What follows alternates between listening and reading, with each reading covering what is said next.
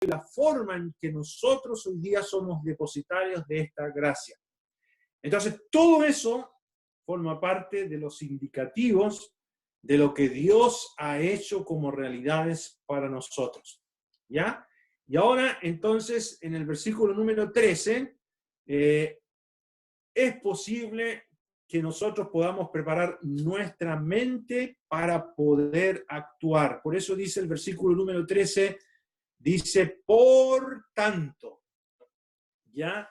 Esa expresión, por tanto, es un así que. Podría traducirse también allí, así que. También algunas traducciones lo colocan por lo cual, ¿ya? Literalmente dice consecuentemente con todo lo anterior. Y el versículo número 3, hermanos, es un puente entre lo que ha dicho y ha hecho Dios de manera real y lo que ahora Dios nos pide que nosotros obedezcamos y actuemos, ¿ya?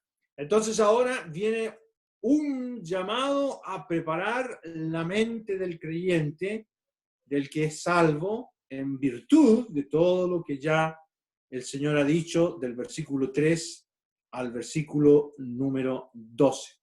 Y aquí dice, ceñid los lomos de vuestro entendimiento, dice aquí nuestro verso número 13, ¿ya?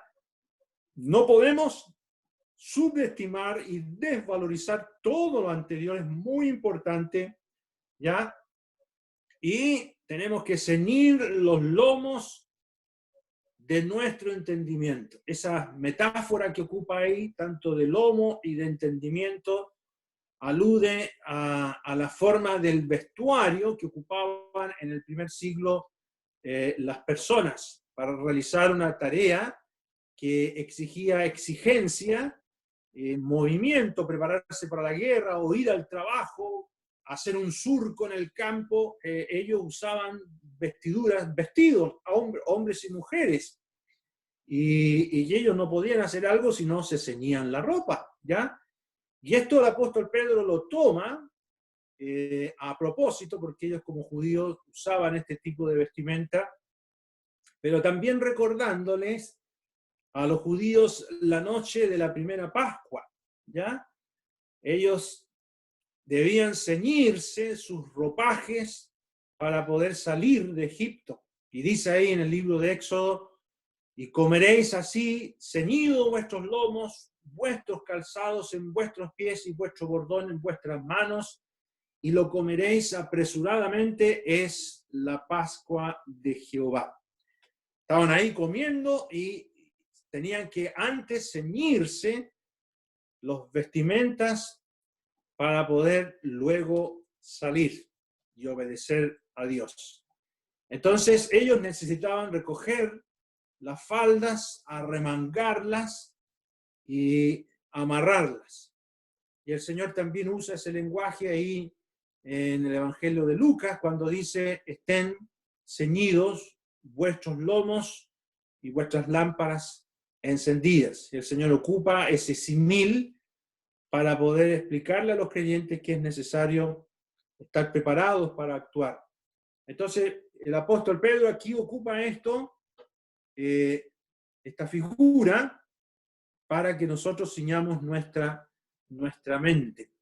Y es muy importante que el cinto con el cual vamos a amarrar la ropa o nuestra mente es con la verdad que ya Dios les ha dicho del versículo 3 al versículo 12. Vamos a leer en Efesios capítulo 6, en la carta del apóstol Pablo a los Efesios capítulo número 6.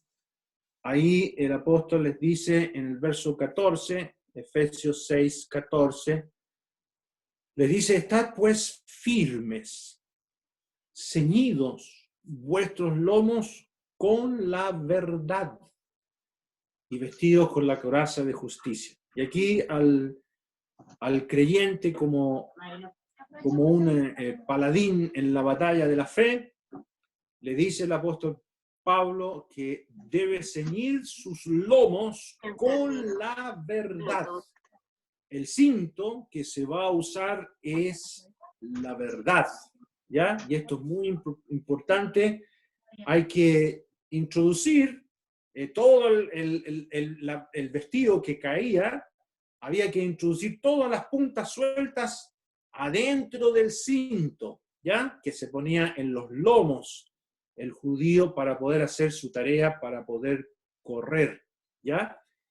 Y todas las amarras, todo tenía que ir adentro. Y nosotros tenemos que hacer esto, hermanos, en forma metafórica, con la verdad. El cinto para el cristiano es la verdad. Mejor traducido podría ser la veracidad. Se trata de toda la verdad de Dios revelada desde el versículo 3 al versículo número 12. Y el creyente, sobre todo el creyente que está sufriendo, porque recuerden que estos creyentes iban a sufrir un periodo horrendo, sanguíneo, de persecución por parte de Nerón. Y era muy importante, en medio del sufrimiento, de la prueba, también ceñir la mente con la verdad. Y esto también, hermanos, lo podemos aplicar nosotros a nuestra vida hoy día con la pandemia que tenemos afuera y que puede llegar muy cerca de nosotros. ¿Qué tenemos que hacer? Tenemos que ceñir nuestra mente con la verdad de Dios. Todo lo que ha hecho para nosotros, todo lo que ha preparado esta salvación tan grande que comenzó como nos atrajo con su Santo Espíritu, que hizo posible que escuchásemos el Evangelio, que nos hizo renacer, que nos eligió para ser parte de su iglesia, y todo lo que está preparado ahora en el cielo. Todas esas cosas, hermanos, tenemos que tomarlas y colocarlas como un cinto de verdad en nuestra mente, ¿ya? Entonces, esa verdad de respecto de lo que Dios ha hecho debe ceñirnos. Es necesario que la verdad nos sostenga. Eso es muy importante, hermano. Es muy importante que la verdad nos sostenga a nosotros. A veces muchos de nosotros creemos que es al revés, creemos que somos nosotros los que tenemos que sostener la verdad. No es al revés, es nosotros debemos ser sostenidos por la verdad de la palabra de Dios, aun cuando todo se vea oscuro y aun cuando el sufrimiento nos llegue muy cerca, nosotros debemos ser sostenidos por la verdad, ¿ya? Y nosotros tenemos que vivirla y aplicarla en nuestras vidas. Entonces el apóstol Pedro ahora va a decirle a estos creyentes que han sufrido, que van a entrar en un sufrimiento mayor. Recuerden que Nerón les echó la culpa a los cristianos del incendio de julio del año 64, que muchos creen que fue el mismo que lo provocó, pero él encontró nada menos que la mejor manera de salirse de ese embrollo culpando a los creyentes. Manda decapitar al apóstol Pablo, los creyentes quedan a la deriva. Entonces Pedro, muy preocupado de esto, escribe esta carta de manera providencial para preparar a estos creyentes al sufrimiento que se viene encima. Y los prepara de esta manera, hermanos, que solamente Dios sabe hacer, con la verdad posicional que todo creyente tiene, ¿ya? La mención del entendimiento, literalmente aquí, hermano, en el versículo número 13, es la mente. El entendimiento es la mente, ¿ya? Entonces, la mente tiene que estar lista, en condiciones de pensar activamente en promover el nombre y la voluntad del reino de Dios para poder responder como verdaderos hijos de Dios. Por esto es necesario, aquí en el versículo número 13, nos dice el apóstol Pedro, es necesario ceñir los lomos de vuestro entendimiento y dice, sed sobrios, ¿ya? Es necesario ser sobrios.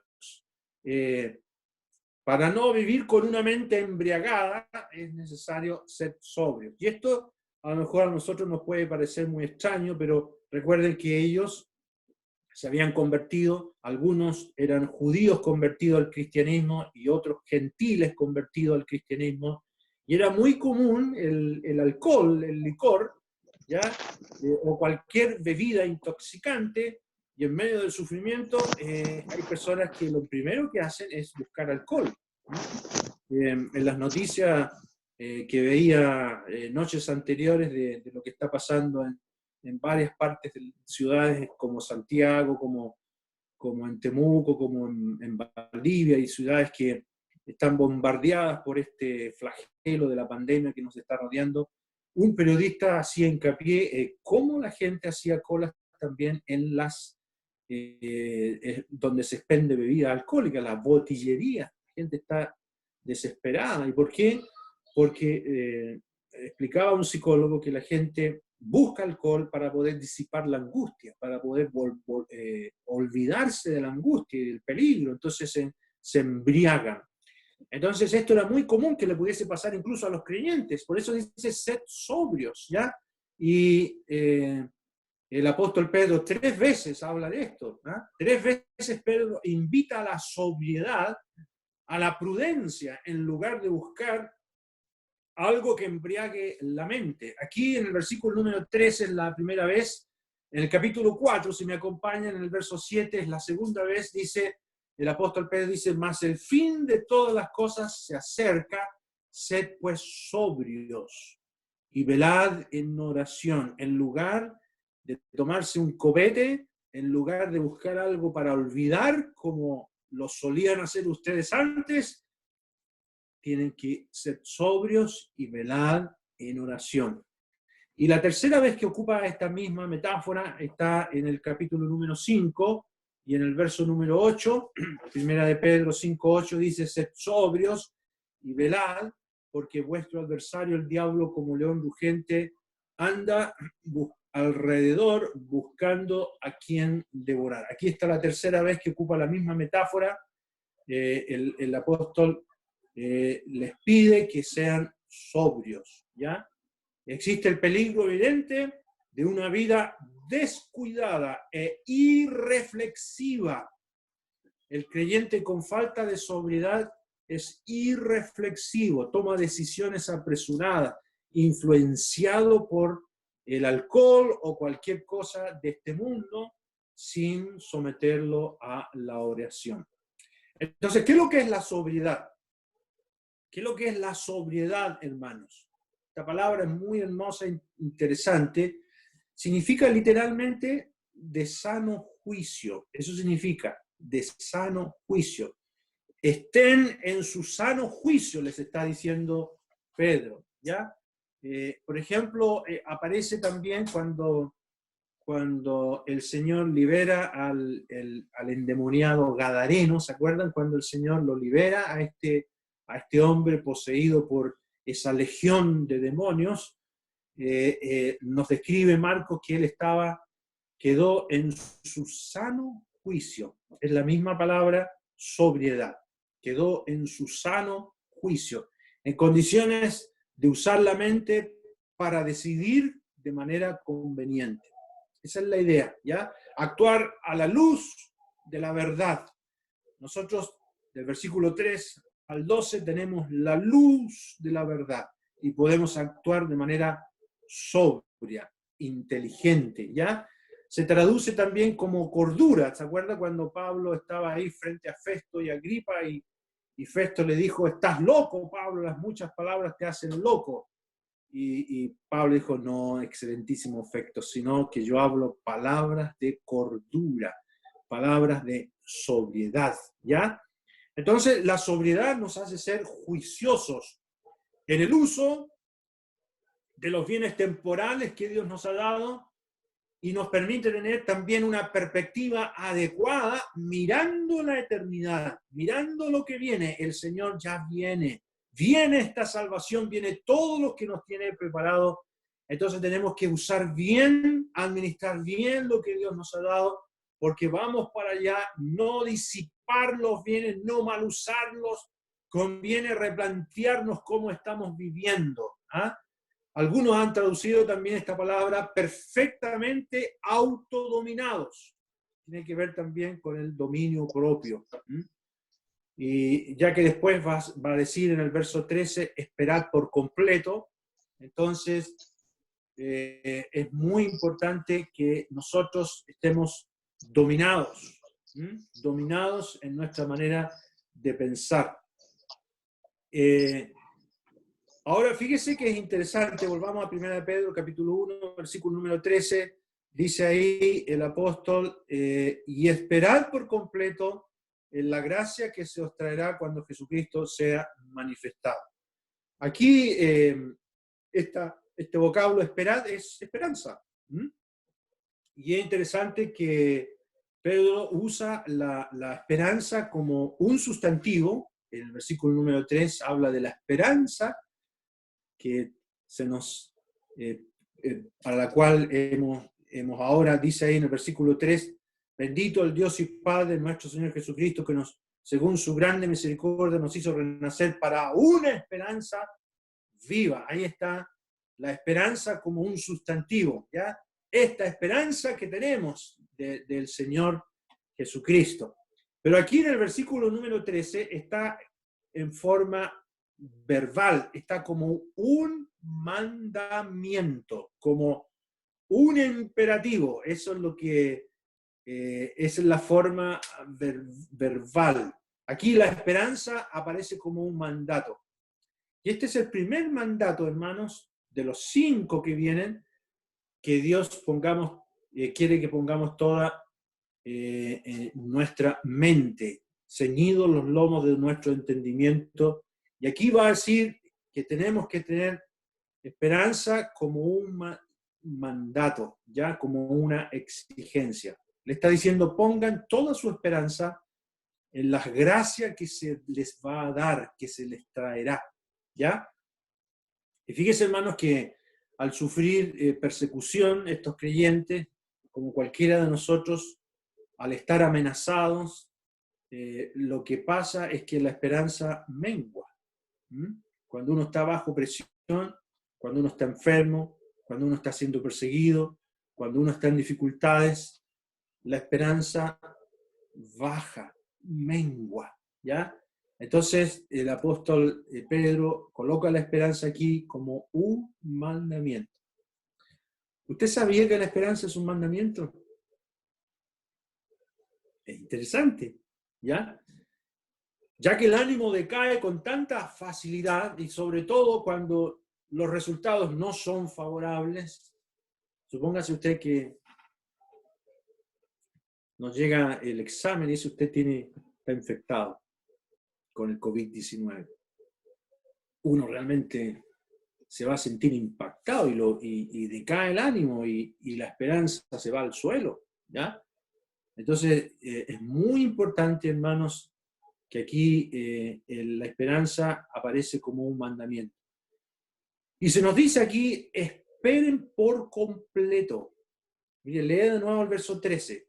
Dice ahí, en el verso 13, ceñid los lomos de vuestro entendimiento, sed sobrios y esperad por completo en la gracia que se os traerá. No,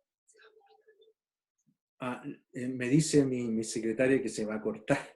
Yo no sé, hermano Raúl, si vamos a tener que reiniciar. Sí, reiniciamos con el mismo código, con el mismo ID. Con el mismo código reiniciamos. Sí. Ya. Bueno, ya estamos cerca que se va a cortar la transmisión. Pero quiero terminar esta primera parte diciendo, hermanos, que aquí la esperanza tiene que ser por completo. No por algunos días nomás, no ahora que estamos pasando esta pandemia,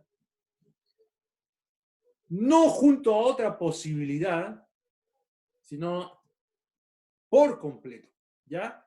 En la gracia que se os traerá. Debemos depositar nuestra obediencia completamente, no en que pase la pandemia.